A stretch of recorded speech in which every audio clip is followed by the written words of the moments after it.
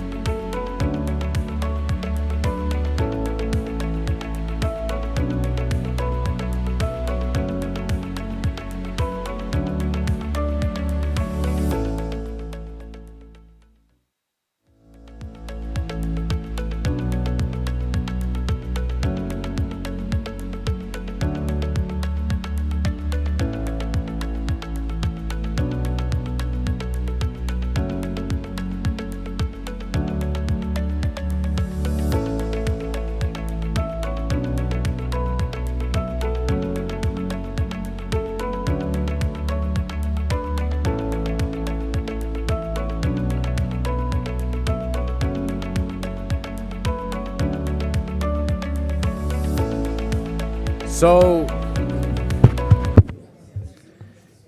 great. So, dear ladies and gentlemen, it's my great pleasure to wish you welcome to this midday lunchtime debate. Climate change, mobility and migration, how should governments respond? If we look back 1 or 2 years, 3 years, yes, discussion has been on war in Ukraine, currently on the economic instability, all of that. But beyond the surface, if you look at the polling, because we in the Martens Center, we do quite a lot of that, you see that the issue of climate change is always have been there very close. And so, if you would make a prediction what will be the topics or main topics of the upcoming years, climate change certainly would be one of them. The other topic is of immigration, coming up and down, especially when events take place. We remember last week very sad images from the coast of Italy, and that's one part of that. The other part is the whole integration of immigrant debate, which is fueling and taking place. And if you look, for example, elections in various EU member states this week, that's playing very strong role. But then when you put those, okay, maybe that's then the concept of this discussion or debate today. We are putting those two elements together, immigration and climate change, because as we know, the narrative is, and maybe the reality, at least as it comes to climate change, as the Intergovernmental Panel on Climate Change just published its report this week. It's a good coincidence also for us having this debate. The narrative is that the climate change will have a big impact on water supply, agriculture, nature, creating huge impact on the living conditions of people globally, and in Europe's case, also in our neighborhood. And as a result, so the narrative goes, there will be a huge flow of people moving around the planet, and some of them also hoping to get to Europe. So the purpose of this conference today is to discuss the realities behind that, because as we see, for example, when outside Europe, this whole Europe's immigration challenge is discussed, already it's understood that it's because of climate change. But the reality is that most of immigration today is not because of, people coming with boats. Actually, there are people coming from airports, entering European Union freely. We know the issue of, or legally, and we know, of course, the war in Ukraine. All those people are legal immigrants. So that is the reality. Main source of the immigration today in Europe is two wars: war in Ukraine and war in Syria. But what about future? How will this play out? So the purpose of the conference is really first look what are the facts today, what is happening, what are the dynamics. Number one. Number two, how people react on those climate change, how we can estimate how they will try to cope with the situation, and thirdly, the future scenarios. I think it will be very, very interesting panel, and having a full house, I think it's also a kind of indication of the interest. So I would like to welcome you all to this event, also online viewers, which we have many. Just maybe close your mobiles or put it silence before we start, because it will be recorded, and that will be then helpful. So with this, I would like to thank also the panelists for coming, and I would then give the show to the hands of Vid Novotny, our senior research officer specialized in immigration, who will skillfully manage our debate, introduce the speakers, and make sure that we have a very interesting minutes in front of us. So thank you very much for coming, and panelists, the floor is yours. Ovid. Thank you. I will do the introductions a bit unconventionally from here because we have a PowerPoint presentation coming in a second. I will introduce our two speakers. Geneviève Pons, maybe if you could stand up just for a second.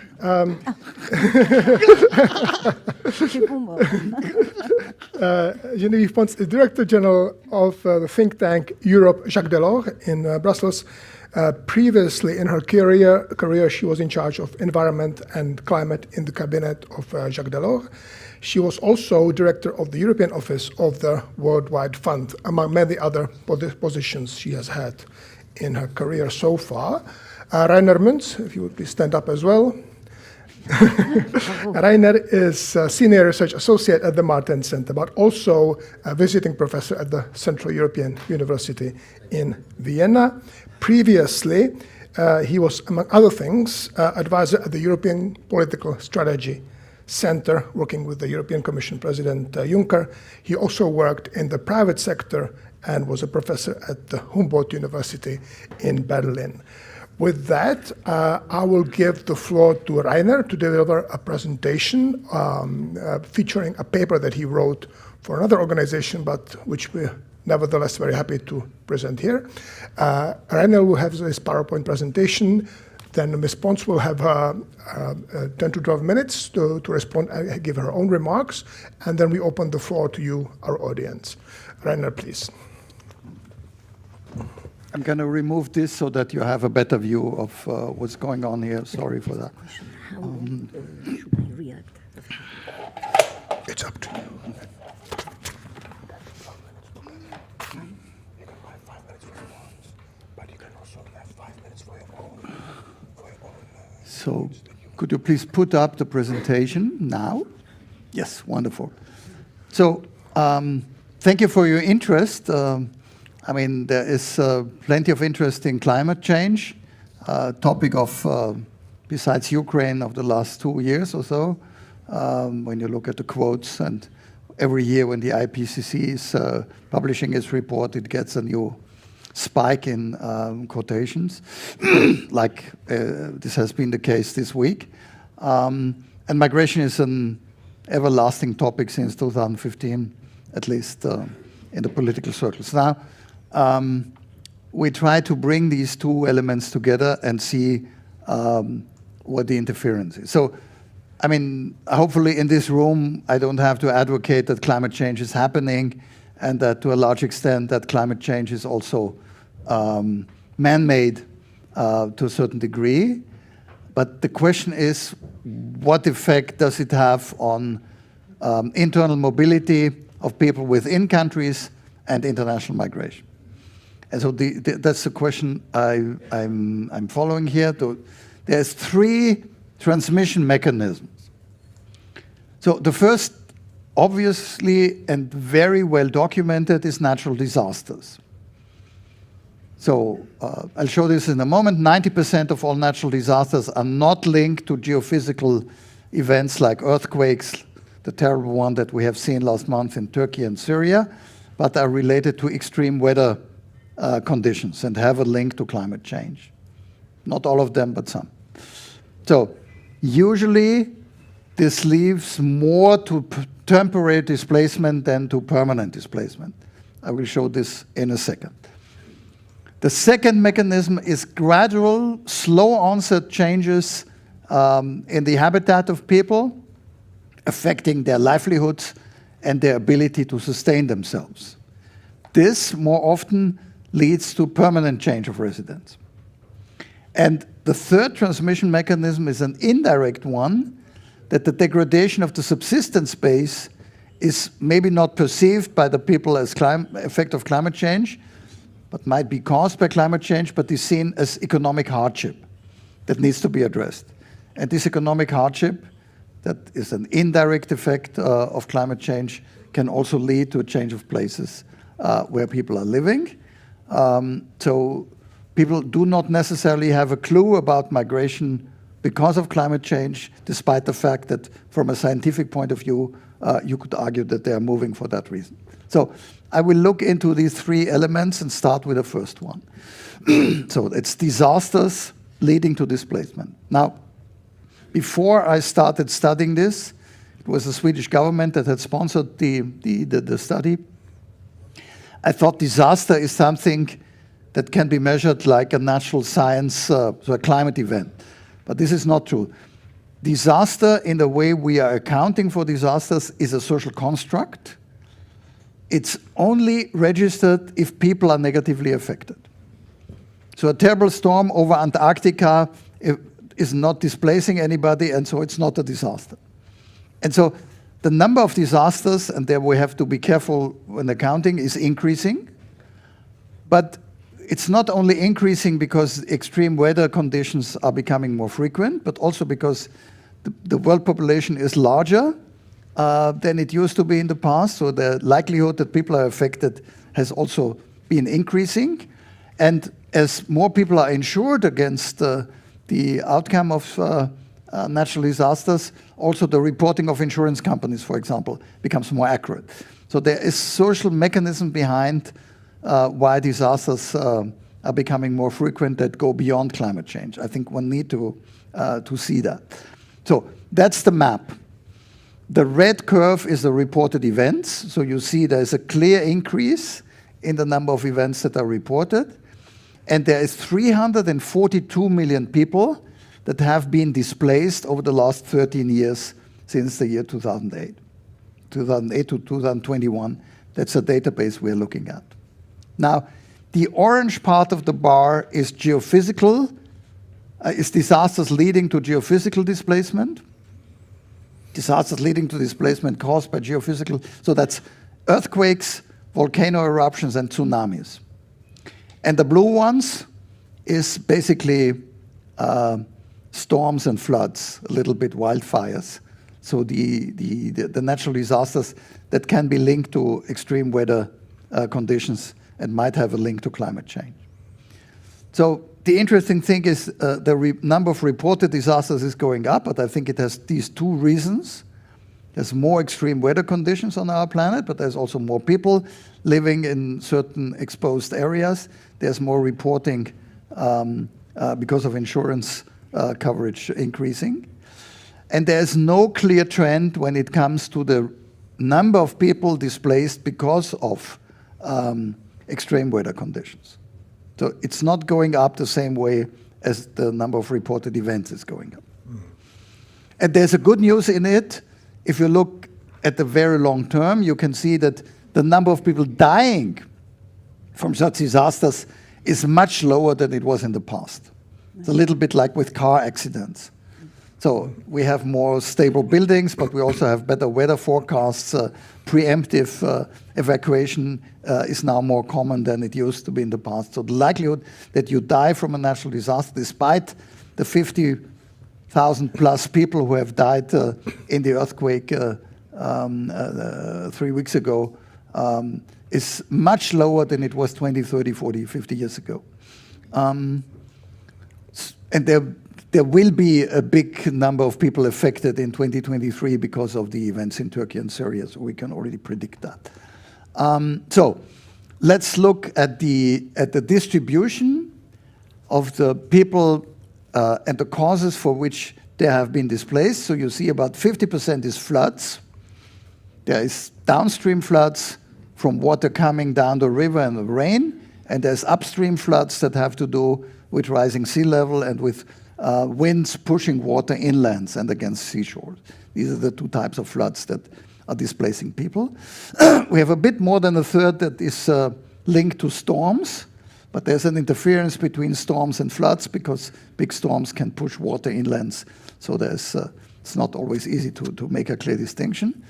And then you see that wildfires and droughts are displacing much fewer people than one might think. And then there is 10% that is related to earthquakes and volcanoes and tsunamis, right? So bear in mind it's floods and storms. These are the two major events that are driving people out of their homes. And then the question is what happens to people who get displaced. So the International Monitoring Center for Internal Displacement, IDMC in Geneva, since 2 years has been publishing data on the, not only on the flow in that sense, on the number of people who get displaced, but also on the number of people who have not returned to their homes. And now comes the interesting, thing. At least I was astonished when studying this. So you see that this is a map of people who are still displaced at the end of, were still displaced at the end of 2021, when the reporting period of the IDMC stopped. And you see it's out of the 342 million displaced people during that period, only 6 million people did not return. So that's 2%. And that's a big, big, big difference to displacement because of civil wars, because of political unrest, things like that. So the likelihood of return after a political event that displaces you is much, much, much smaller, less than 50%. Why? Because in the case of a natural disaster, everybody says, oh, we have to, comes to your help nationally, and also international help is there. In the case of a civil war, often this help cannot get there, but often one side of the conflict has no interest of the others coming back. Yeah, like the Syrian government has no interest in taking back Syrian refugees because these are the enemies. They have fled. If they were supporters of the government of Assad, they would not be now sitting in Turkey or in Belgium or in Germany, right? So we have a different fabric how we can react to a natural disaster in terms of reconstruction efforts of political will to deploy the means that we are having. And then there's reason why these people who have not returned are, how you say, concentrated in certain areas. If you take the case of Afghanistan, where the largest number of non-returned people, 1.3 million people who were displaced because of disasters did not return, because there is no functioning government. Because the international aid to Afghan people has stopped somewhere, we have difficulties delivering, or maybe we don't want to deliver to the Afghan, supporting the Afghan government in getting people back. Or it's a country in the Horn of Africa where also you have weak governments, or it interferes with civil wars and conflicts that are happening at the same time, which makes rescue and reconstruction efforts a lot more difficult. Or we have the Philippines where certain islands no longer exist. They get washed away, and so you cannot go back to the place from which you have been displaced. Or you have authoritarian governments like the Chinese saying, it's too dangerous settling here, you settle somewhere else, we do not allow you to go back. A solution that does not exist in certain other countries that don't have the enforcement capacity to do that. So now comes the difficult part. Disasters are well documented, and help is often underway. The gradual change of habitat and mobility is something that is a lot more difficult to trace because it's not accounted for in the same way. It's a gradual effect, it's a trickle. It's not millions of people moving at once. So what are the reasons of gradual changes that lead to displacement, but in a gradual way and not in a big event? So we have rising sea levels and floods. You might come back the first time, you might come back the second time, but maybe after a certain amount of having been subject to floods and displaced by floods, you decide, I'm not going to go back there anymore. And so you leave the place for good. So it's rising sea levels, which is an upstream flood event or downstream flooding. It's soil erosion, soil salination. So the productivity of crop production is going down, or it becomes impossible to plant something, or at least in a traditional manner that people were used to. So you lose your subsistence base. It's droughts, lack of fresh water, something that is becoming more and more common in certain parts of the world, including Europe. And it's something that is often overseen, but global warming also leads to the thawing of permafrost soil. And there's plenty of permafrost soil in the northern part of the northern hemisphere, so in Siberia or in Scandinavia, but also in the Alps. You have certain mountains that are held together not only by gravity, but also by permafrost on top. And so the thawing also leads to displacement and disruption. So we can draw a map and see where this will happen. So I start with where it's getting hotter and drier. So in the case of Europe, it's the Mediterranean and the Black Sea region that is affected. But there's many other parts of the world where this is happening. When you are in a zone with westerly winds, it's behind the mountain ranges, like behind the Rocky Mountains or behind the Andean Mountains, for example. Despite the fact that the Amazon basin is near its northeastern Brazil, that is getting drier and we have desertification effects. It's the Sahel, this is well known, and a few other places in Western China and in northwestern India that can be mentioned. Then we have an increase in the likelihood of hurricanes. We had recently a hurricane that originated between Australia and Java, and that traveled the whole Indian Ocean, and people got casualties in Eastern Africa here. And then we have the big river deltas that are subject to it, and the thawing of the permafrost. So the only weak signal we are having is that the number of people living in cities is increasing. Over the past 30 years, the number of people living in cities has increased in contrast to the people living on the countryside, despite the fact that the people on the countryside have many more children than the people in cities. So the number of people living in cities have increased by 2.4 billion people, and part of this is because of climate change, but we cannot tell how many of them have moved for that reason. So the interesting thing is when you move from the countryside to the city, you get maybe away from water stress or from food stress, but the likelihood that you become victim of flooding is much higher in cities today than it's on the countryside. So it's a switch of risk and not necessarily an escape from risks. And as we all know, it's hotter in cities than it's in the surrounding part, so you're more exposed to heat waves in a city than on the countryside. So there's high uncertainty about the future, and I just give you a glimpse why it's so difficult to predict anything. Because when we look at the scenarios of sea level rise, there is a big gap between the highest and the lowest scenario. And it's not sure whether money is allocated the best way if we only prepare for the highest scenario. Yeah, so this might not be the most efficient way of resource allocation. And so I think we do not know how hot it's going to get, but this will have a huge, make a huge difference. And even within the different climate scenarios, we have a different amount of people who will get affected. And I give you an example for that.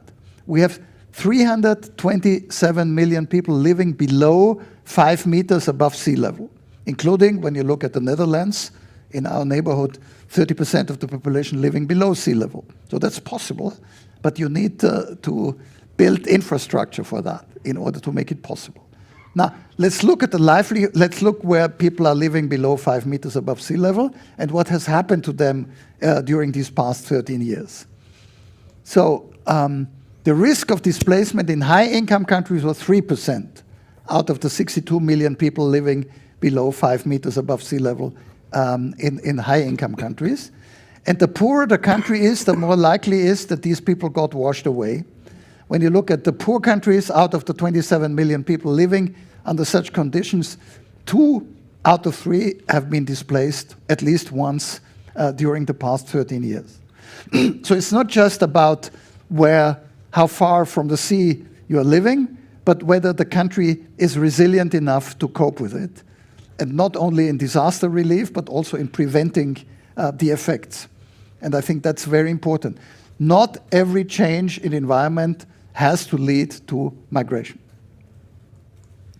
So it's not automatically leading to loss of livelihood. So now what can be done? So we can strengthen our capacity to do intervention and disaster relief.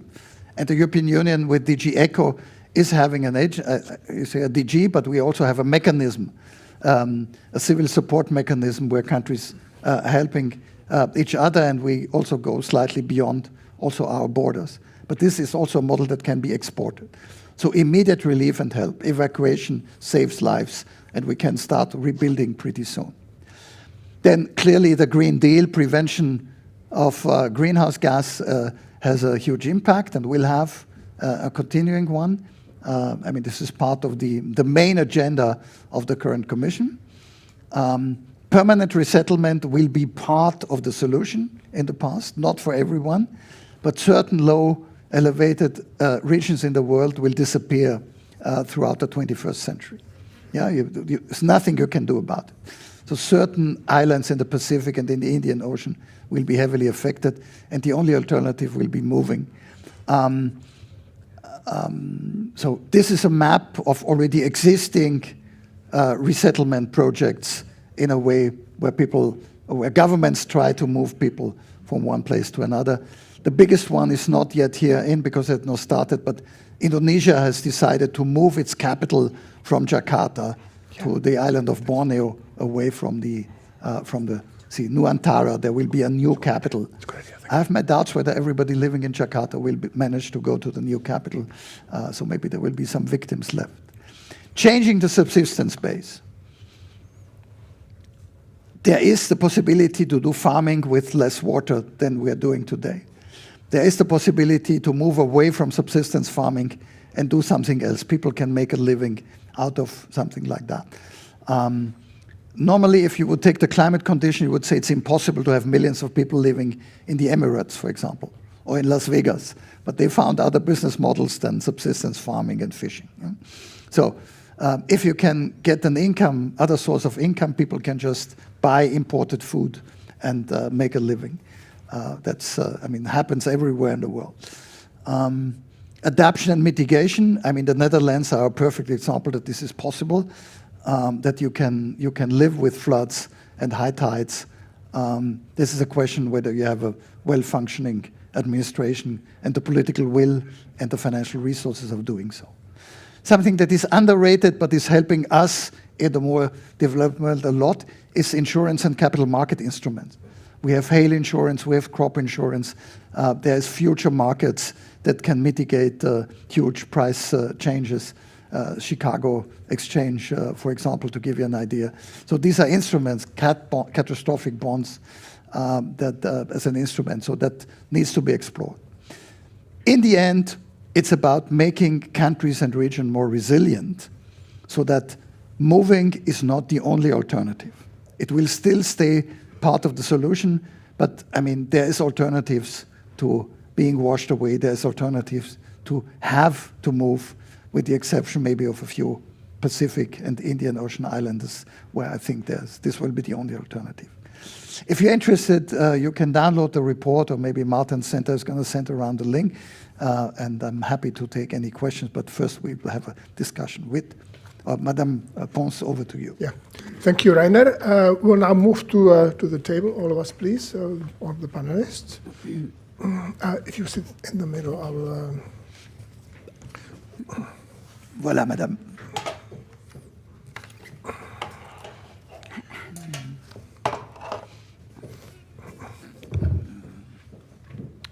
Thank you. Bien, merci. You speak French? A little bit. So, yes. A little bit.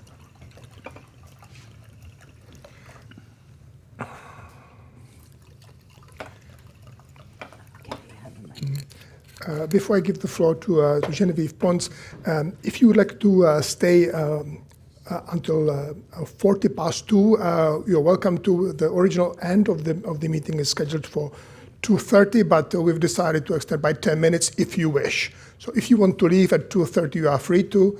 If you'd like to stay, you can stay. We'll go until 2:40 because I think there'll be questions and comments from the audience. Ms. Pons, the floor is yours to respond to what we just heard, but also to make your own insights. Alors, first of all, really congratulations for your excellent study. It's extremely interesting, a very serious one. Institut Jacques Delors in Paris had published a report back in 2018 containing a chapter on climate and migration. But since then, things have evolved, worsened actually. And such an important study is extremely precious. Now, some comments from my personal experience. First of all, I was born in Tunisia. And Tunisia is a country which is 75% arid or threatened with aridity. And there is in Tunisia actions towards, against the progression of desertification. But I doubt that it is at the scale of what is underway. There are barriers against the desert, but when you see them, you realize that it is not at the scale of what is happening. And what you know also, maybe it is not enough known, that a big part of Tunisian youth is trying to fly this country with less natural resources, less possibilities to feed them, and many of them die in middle of Mediterranean. So that's the first way I personally apprehend the question. Second one, you know that before heading Europe Jacques Delors, I was heading the European office of WWF. And in a certain manner, let's go back to very simple natural facts. When temperatures are rising, when there is no more water, when there is no possibility to feed oneself, everything will migrate. Vegetables will migrate, animals will migrate, and why not humans? They cannot stay there. They cannot live there, so they will migrate. And in certain regions of the world, like Sahel, this will provoke conflicts. So as your report very rightly underlines, there are a lot of interactions between climate, conflicts, and economic aspects. Because once again, when the resources are scarcer or even disappear, you fight for these scarce resources. And if you add ethnical considerations to that, for instance, farmers are not the same as the one that raise cattle, and so this is a cause of conflicts. So this is the second remark I want to make. Sometimes, and it will be more and more frequent, displacements, mobility, and finally migration are just unavoidable and interlinked with economic and conflict aspects. Finally, I would like now to come back to the solutions. I am not an expert in migrations. I know a bit about climate change. I was already with Jacques Delors back in 1992 in Rio. And already at that time, we were trying to make people aware of what was happening and try also to mobilize every stakeholders to change things. But there are a lot of resistance. I've been fighting when I was at the cabinet of Jacques Delors for the adoption of the CO2 and energy taxation. It was a very hard fight. I chaired 14 special chef meetings, and one of my German colleagues told me if there had been a knife in the room, there would have been murders. And this tension was not because of the people, the individuals were there, but because of the lobbies that were outside. And the same arguments were still present when the ETS reform was discussed in the last months and years. So there is a strong resistance from lobbies, and maybe a lack of awareness that there are alternatives. There is a way to promote sustainable development and to combine the respect of economic interest, social interest, and environmental respect. So this is, for me, the first thing to realize. We must cut our emissions. I think it was yesterday, or maybe the day before, that the last IPCC report was published. We are not at all on the pathway to a limitation of the rise of temperature to 1.5 degrees, which has been and is still considered by scientists by the limit where the natural disasters that you are describing will be not avoided, but limited. And for instance, at 1.5 degrees, you still have coral reefs. But if you go to 2 degree rise of temperature, you have no more coral reefs. So a lot will change. It's a tipping point. We really must try to limit the rise of temperature to 1.5. There are still possibilities. It is not yet out of reach, but we must absolutely change the way what Jacques Delors called our model of development.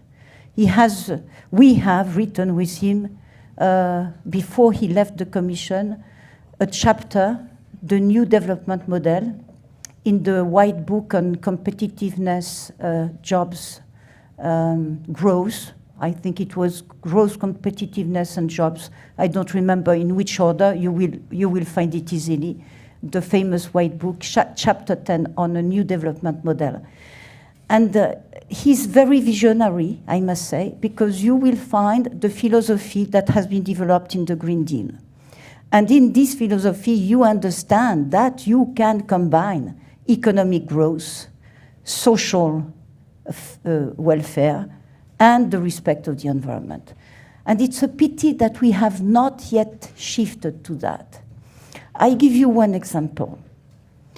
We have tried, but ETS has some perverse effects. For instance, because of free allocations, I will not enter into details because our moderator will find me too long. But because of free allocations, the cement industry has not made their new technology investment in Europe, but rather elsewhere. So that's something which is, I can explain at length and in a few sentences why, and this should not happen. So that's the first point. Second point, we must, so first point, finally diminish our emission by changing our development model. But second point, we must absolutely help developing world, because they are the first victim of climate change, and they have not the fiscal capacity to adapt to it and to change the way they develop. So I think it is really our duty to help them mitigate and adapt, because we will be struck by climate change. We will have displacement of population inside Europe. Your report shows it very well. But we have the fiscal capacity to deal with that. They don't. Yeah. And they are not at the origin of the problem. So, very simply said, it is our responsibility, and we must help them. Thank you very much for those remarks, response. Rainer, do you have a response to what was just said? If not, I will open the floor. No, please. I've been talking long enough. So. Yes, yes, please. I will collect several questions. I see two hands. Okay. So I will take two questions at the moment. Yes, please, sir, at the back row. You'll get the microphone in a second. Thank you very much. My name is Mohammed Rajai Barakat. We speak about climate changes and all these problems, earthquakes, but don't you think that we Europeans, our governments, especially also in USA, we are responsible of this migration and all these problems? Because when we see the interventions of our countries in the Middle East, in Africa, in Afghanistan, for example, all these interventions, the result was wars and migration. If we keep these countries alone, trying to develop their economies, their countries as they can, and not to impose them our views as Occidentals in these countries, they can develop themselves and we will be in peace. They will not come to us here in Europe. Only maybe a scientific migration, like my case. I came here to Europe so as to study, and I stayed here. But don't you think that?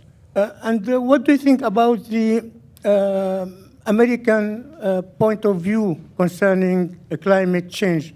2 days ago, I heard a high former responsible in Ministry of Energy in USA, and he has the opposite opinions and than that what we hear here in Europe. And even he criticizes the policy of the European Commission trying to face the climate change. What do you think about the difference between the European vision and the USA vision, knowing that they have many catastrophes there? Thank you very much. Thank you. I'll also add there is a Russian vision which drew 8 million Ukrainians out of their country. That's another one there. Yes, please. There was a question. Yes, you sir, in the second row. Yeah. Mm-hmm.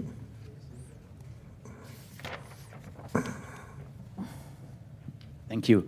I'm Günther Martis. I have a question to Madame Pons. You mentioned, if I may, there is a need to change the development.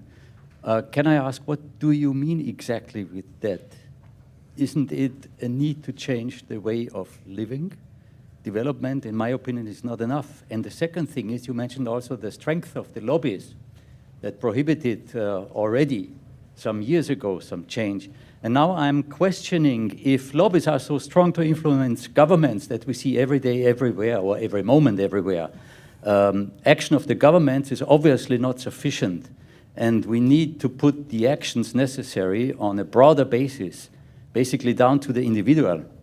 We cannot trust in governments anymore. We see that every day. Thank you. Thank you. I'll take a third one. You'll get a microphone. Thank you. Two questions. One is about this inability at the moment to understand how much migration is, how much slow climate change, permanent change, affects migration. And to me, that's sort of where these tipping points conversations become so important, right? How do we project what we know now, which is extremely little, into a future where obviously we know very little? And then, to me, it's a little bit the sort of the positives that you were highlighting, right? There are things that can be done. It's all about the pace of change. We know very little, but some very concerning things about the pace of change with regards to climate change.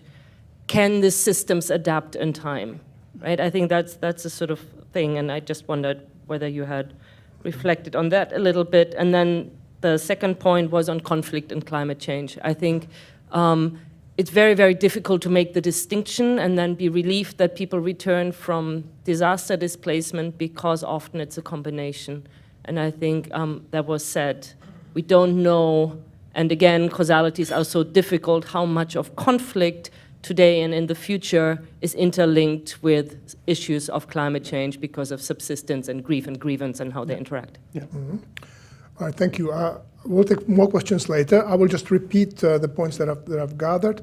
So one is Western interventions. Have they been responsible for this Western military intervention, I think, for displacing people out of their homes, differing visions of development, USA versus Europe, the role of government in development.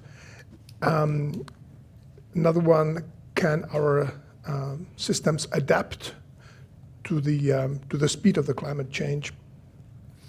And I think the interference between climate change and conflict. Interference between climate change and conflict. So I will let any of you take any of the questions, any of the points that you would like. Hopefully we'll pick all of them. Rainer, we want to start? Yeah, I'm happy to pick on the first and link it to the first part of what Anna Schmidt has been asking. In 2022, we had the largest inflow into Europe since 1948. We have never had more, such an amount. We had 6, 7, 8 million people coming, depending on how you count it. This has never happened before since World War II. Yeah? It is clear, and you can say most of it has absolutely nothing to do with climate change. The arrival of 5 million Ukrainians on European soil is not linked to climate change, and Russia is not fighting Ukraine because of effects of climate change or something like that. It has nothing to do. So that's clearly, when we look at the current situation in Europe, we can say current flows are mainly determined by other factors. When you take a closer look, you even see that it's very difficult, despite the fact there's many talk about it, it's very difficult to even link international migration to climate change. It rarely ever happens after disasters. People evacuated after disasters or fleeing are usually staying in the same country. It's only when a disaster happens in a border region that maybe you go to the other side because there's more resources there. And this slow onset change basically brings people from the countryside to cities, and that's usually in the same country. So we have about 12 million people moving from one country to another each year, and my guess is that the amount of people who are moving because of climate change is fairly small. Now comes a difficulty. There is anthropological studies and sociological studies where people are going out and asking people why they are moving. And one of my colleagues in Berlin, she has been doing a study in eastern Ghana where there's coastal erosion and people can no longer live there because the sea is moving inlands. And she interviewed 33 people, and 31 of them didn't mention climate change. Now, you as in my case, elderly white male researcher are in a very difficult position. Either you tell these people, I know better why you are moving, then it's colonial. It's clearly a colonial approach. You're mansplaining, things like that. You talk down to them. Or you accept what they're saying, then maybe you get an applause from those who are denying climate change. So it's a kind of a catch-22 situation. It's difficult. There is even wider representative studies among migrants in Western and Northern Africa. Half of them have never heard of climate change. So there's no climate literacy. How you can expect people who have never heard about climate change that they relate their movements to something that they don't know about? But they would say, oh, the Bible says there's 7 good and 7 bad years, and apparently now we have these 7 bad years, and that there's drought, and all my cattle died, or something like that. Yeah? So we would say, oh, yeah, that's drought, and you can link the drought to climate change, but the person maybe is not making that connection. And so the question is how to deal with that. I'm just saying that. The relation between conflict and climate change is easy to understand in the sense that when there is climate change, when there's disasters, for example, natural disasters, and there is conflict at the same time in this area, help cannot reach these people, and so they have to go abroad. Yeah, they have to move, because the international and national aid is not coming to them. The question how climate change is incentivizing people of becoming more aggressive against each other is a lot more difficult to say. I mean, there's a lot of publications saying the war in Syria has been caused by these droughts. But I mean, you have been in Jordan, you know, Jordan had the same drought as Syria, and there has been no civil war in Jordan. So apparently it's not enough to be in a drought area that you can just say, okay, because there's a drought, there is now a civil war. I think that's too simplistic. Yeah. I fully agree with you. However, it does not mean that there is not a link. No, I think we agree on that. The first question was a bit out of the remit of our discussion, but certainly one of the main policies should be to enhance resilience in our countries in Europe, but elsewhere also, especially where we have a special responsibility, and help these countries to develop. Displacement, mobility, migration are not the only manner, far from that, of coping with a degraded climate. There are others, and it is sometimes still possible to live in this country, even if in a slightly different region. So, yes, of course, help these countries develop.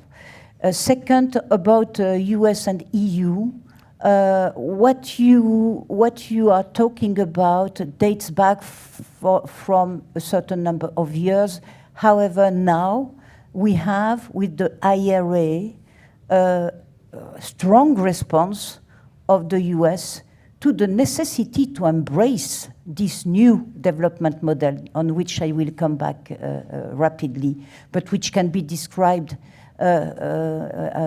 very, very rapidly, shift away from fossil fuels towards renewable, encourage a shift away from the combustion car to the electric vehicle, but all of that in respect of social welfare and, of course, our natural resources. So the IRA and the Green Deal, Fit for 55, do not use the same instruments at all, which poses some problem, but still have the same objective. Coming back to the new development model, when we started to write it with Jacques Delors, for Jacques Delors, we were back from Rio. And it is no mystery to say that it's just another way to name sustainable development. So the famous triangle between economic, social, and environmental that can and must go together. So the transformation must respect these three dimensions. And we are underway in Europe, even if we have problems, even if we have resistances, and even if we are a bit late considering the necessities. However, we do it. So there is a Green Deal, there is Fit for 55, and you can describe it in a very simple manner. Shift away from fossil fuels. For instance, I will take the example of transport, shift away from combustion car, but you could also speak about planes, ships, and also we can speak about farming. We can invent a different way of farming. But of course, we will not do it if farmers do not see their interest in that. And they will be sufficiently vocal to make us understand that they will not be in agreement. So we must, in order to protect our future, our planet, we must reconcile not only environment, but economic and social aspects. And this is the case for every sector of the economy. I stop here. We still have one point, please, if you could try to address. Can our systems adapt quickly enough to the climate change predictions that we just heard on Monday with the new report of the international panel? The scenarios that were put on the table are quite frightening, so to speak. Can we adapt to preserve livelihoods in Europe and elsewhere in the world. And also, I mean, migration was mentioned only in passing in that report, by the way. But what does it mean for migration? I mean, in theory, the clear answer is yes. The ecological systems cannot adapt. The change is too quick. Yeah, so for ecosystems, they will shift. Yeah? But the socioeconomic system can adapt, so that people can survive in the Emirates or in Las Vegas. Clearly shows that you can live in a dry climate that is getting hotter. Maybe it's if you have a lot of money, I can tell you. You need the resources for that. Right. And this brings me to the but.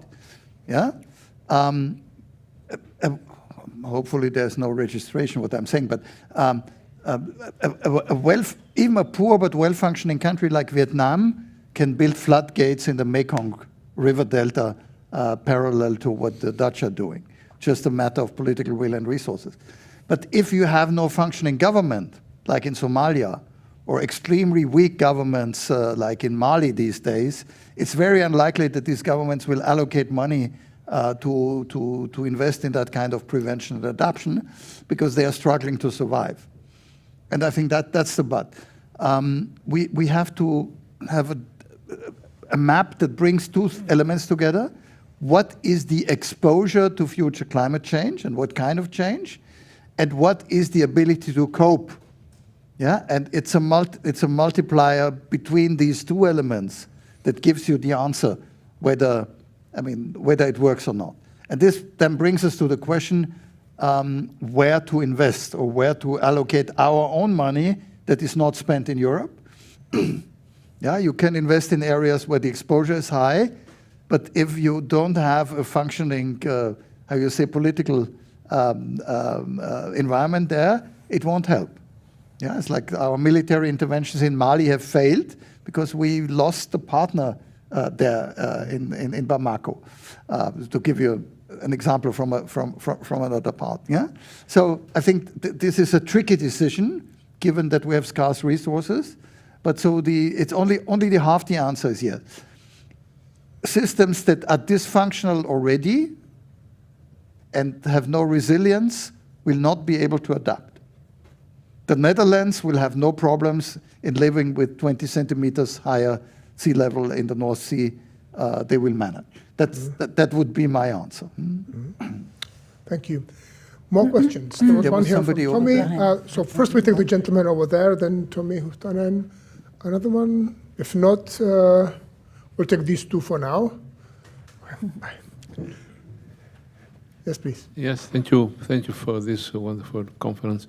I remember a commissioner for which I worked, Mr. Ripa Di Meana, and he said at the moment that for him the main problem about the environment was overpopulation, and probably also for mobility and migration. If we control the population, migration and mobility will be much more easy and welcome, because now when people move, the others think that they come to take already scarce resources, and the reaction is negative. So I'm a little bit, what is your opinion on that?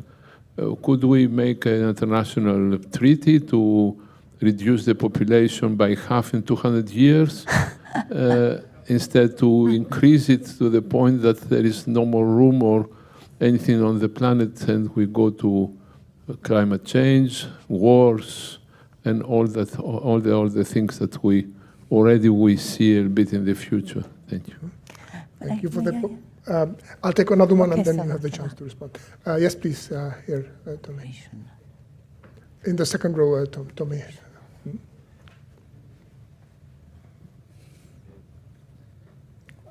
Thank you. I will go to Rainer. I do provocative simplification. You know, like if the man in the street would now ask, okay, after your conference, so what's the bottom line? Are we going to expect, flow of people from, due to climate change? This is a kind of provocative question, Rainer. I kind of, between lines, my interpretation would be that in your words, you would say not necessarily, because the climate change, it doesn't cause, it's not the climate change what makes people to move, it's because then the social consequences, conflicts which cause relocation. Number one. Number two, we already have quite high pressure. For example, already Africa. There will be a lot of people voluntarily coming to Europe, but we know the hindering factors. And thirdly, also because there's no real legal basis.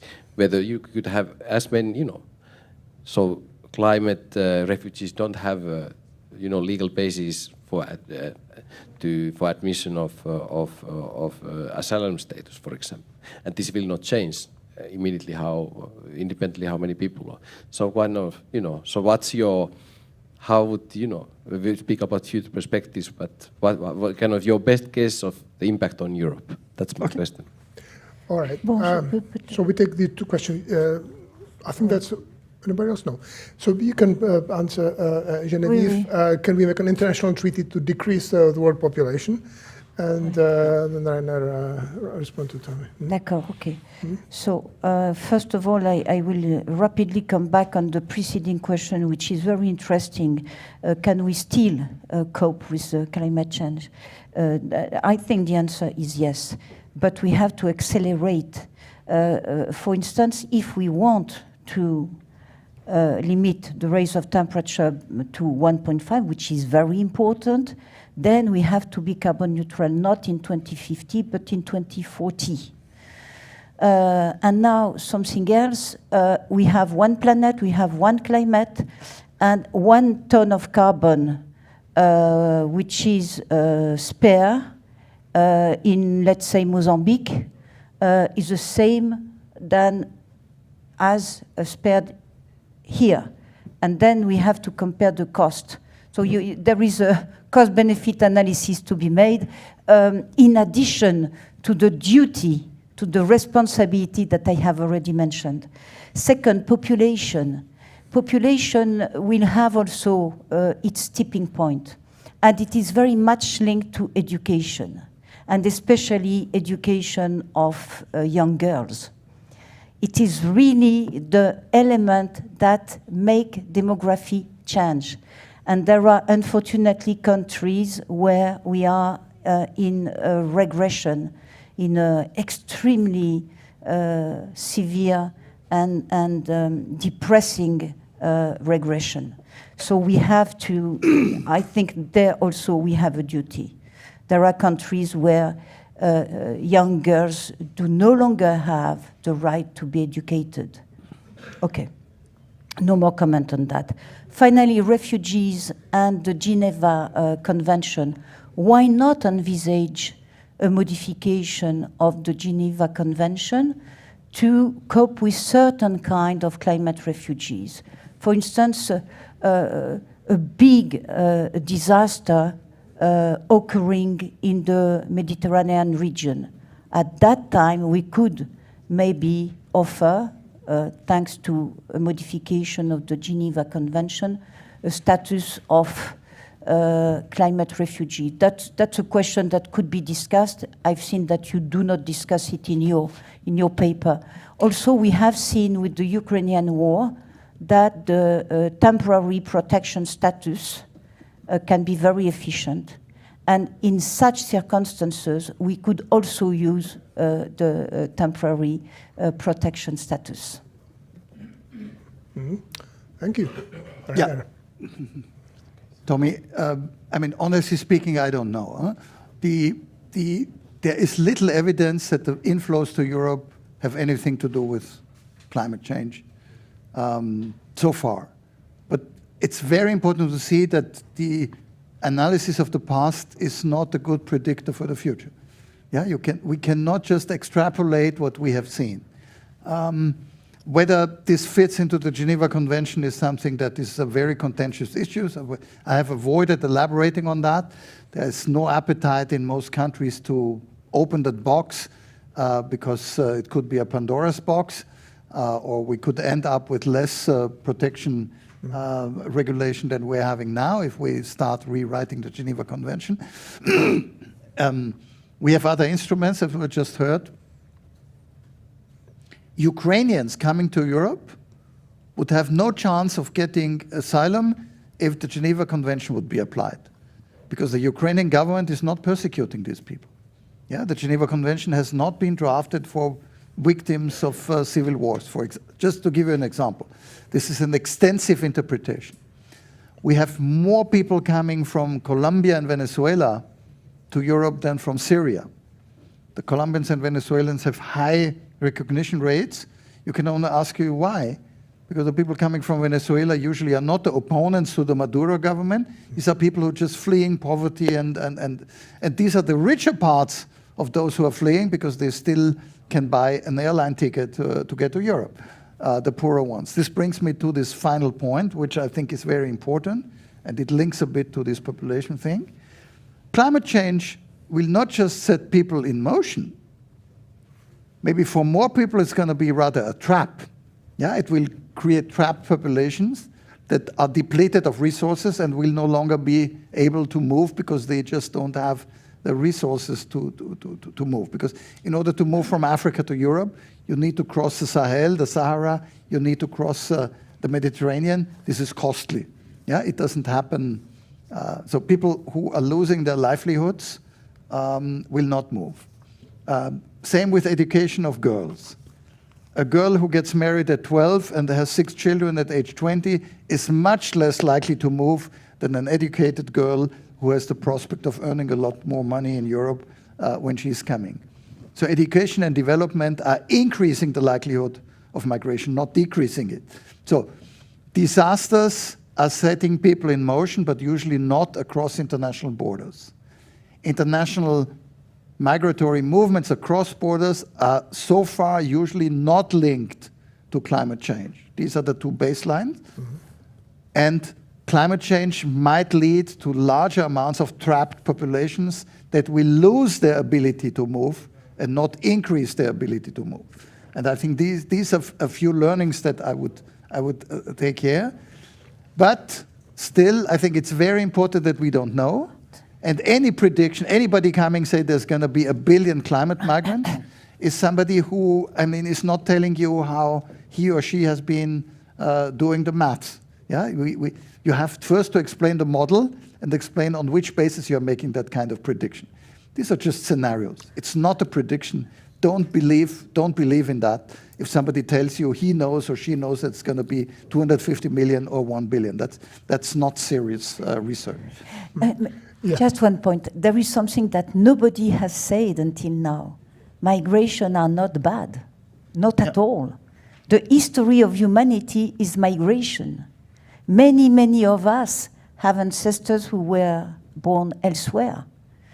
And the population of the European Union is becoming older and older. And so we need, if we want to maintain our position in the world, if we want to maintain our dynamism, or to speak in economic terms, our markets, we need migration. So we should not react by looking at migration as something negative. And you have said something about the young girl who is not educated and who is married at 12 and has 6 children, and she's not supposed to migrate, this one. It's not true, madam. No, excuse me.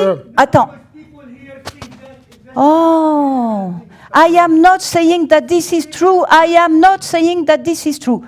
But you were continuing saying that if she's educated, she's more prone to migrate.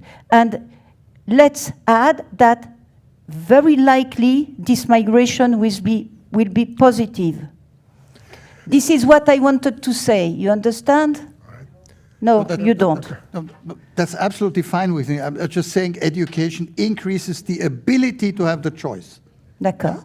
Whereas an early marriage reduces your options in life. I think that's very No, just say. important. But I mean, we have to add that migration is not necessarily negative, because this has been, in a certain manner, something that was implicit in the discussion, and it is not the case. I'm telling you why. Maybe it's my fault. I think people should be spared a situation where they are forced to migrate. My idea was that some people will have to move because of climate change. But if we can find other ways where there is alternatives of being displaced, where there's alternatives of being forced out of an existing livelihood, then I would be happy to consider them as well. And so it's not exactly what is in the interest of Europe. It's also in the question whether people can stay where they are if they choose to do so. But if something goes wrong at that place, you have no choice to ask yourself whether you want to stay or go. Huh? And so I think it's about empowering people and giving them options. Huh? Okay. I think that's my point. Okay, thank you. Thank you very much. I'm glad we were not completely on the same page on everything, because that gets boring. So I appreciate the exchanges. I just want to say, of course, from the economic viewpoint, you can say migration is a good thing. Politically, it's much more complicated, as we all know that, and there's such a thing as a societal cohesion. So these are complex questions. Anyway, thank you very much for both our panelists, Genevieve Pons, Rainer Mons, for your presentation also. Thank you to our audience, and we look forward to seeing you at our future events, physically and online. Thanks very much. Thank you.